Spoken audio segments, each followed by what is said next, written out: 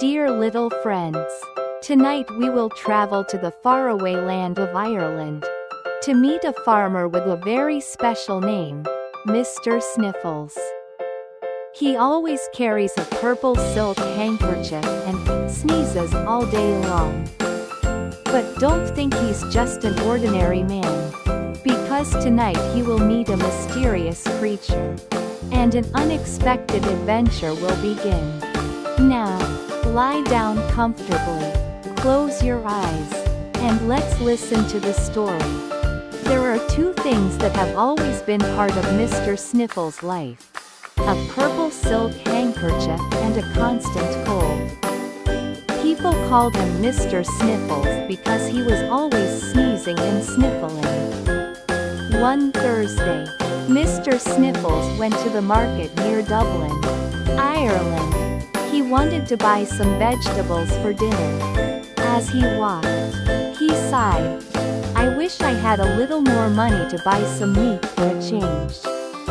My wife has probably forgotten what meat tastes like. I just want to cook something really delicious for her." And right when he was thinking about that delicious dinner, something strange happened. Something that would begin an adventure he would never forget.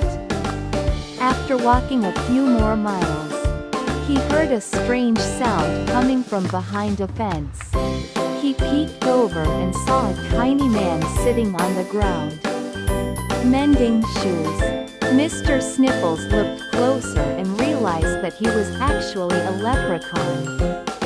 Immediately, Mr. Sniffles remembered what his grandmother once told him: "If you ever see a leprechaun, catch him and hold him tight. Don't let him go and don't take your eyes off him. Not even for a second. Or he will tickle you, laugh at you, and run away. Make him tell you where he hides his gold, and he'll have to show you." Mr. Sniffles remembered his grandmother's words clearly, and now was the moment to see if he could do exactly as she said. So, Mr. Sniffles waited until the leprechaun reached into his pocket for a nail. And then he made his move. "Gotcha!" Mr. Sniffles exclaimed, gripping the leprechaun's arm tightly. To his surprise, the leprechaun just laughed. "Ah, you've caught me well, sir. Really well." The leprechaun chuckled. "I must say, you've outsmarted me." "That's right," Mr. Sniffles said with some effort. "Now, I want your pot of gold. Well now, if you let go of my arm, I'll take you there." Mr. Sniffles was about to loosen his grip but remembered his grandmother's warning. So he refused to let go. "I know what you're trying to do," he said, tightening his grip. My, you must be the smartest man in all of Ireland," said the leprechaun. "I think you're so smart. You might even help a beautiful young lady in need, right?" "Of course," said Mr. Sniffles. "Well then, there's a young lady right behind you being chased by an angry bull," the leprechaun said, pointing behind Mr. Sniffles.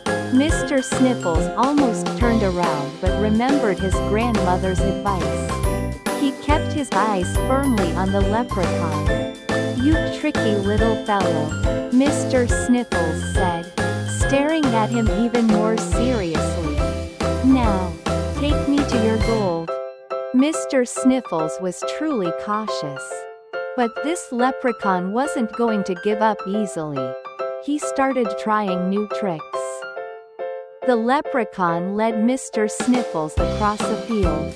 But no matter how hard he tried, he couldn't escape. By now, Mr. Sniffles was sniffling even more because he couldn't blow his nose while holding onto the leprechaun. Finally, they arrived in the middle of a beautiful field filled with flowers. In the middle of the wide, fragrant field, a secret was revealed. But was it really the treasure he was hoping for? The gold is under this flower, the leprechaun said, pointing to one. Just dig deep, and you'll find it. I'll need to get a shovel, said Mr. Sniffles. But when I come back, how will I know which flower to dig under? I'll be right here to tell you, the leprechaun replied, his eyes sparkling mischievously. I'm not that easy to trick, Mr. Sniffles said. Just then, he decided he needed to blow his nose. He reached into his pocket and took out his purple silk handkerchief.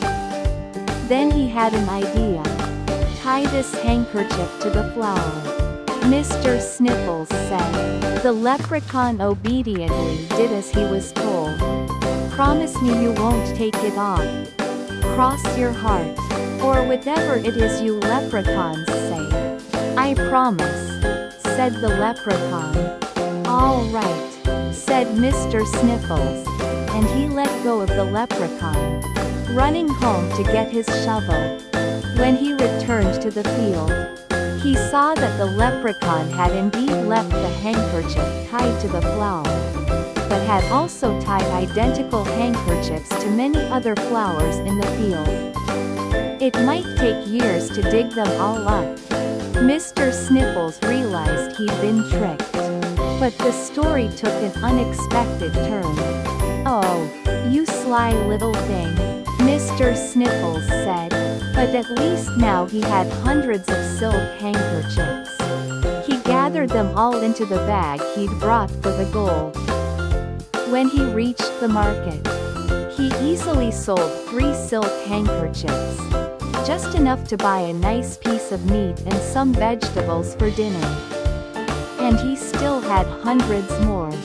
And so, even though Mr. Sniffles didn't get the pot of gold he dreamed of, he still brought home a delicious dinner for his wife and ended up with a treasure of a different kind. You see, little ones, sometimes in life we don't get exactly what we want, but if we make the best of what we have, it can still turn into something wonderful. If you enjoyed this story, don't forget to like, subscribe, and share so more children can hear it too. See you next time on Bedtime Meadow Stories. Good night to everyone.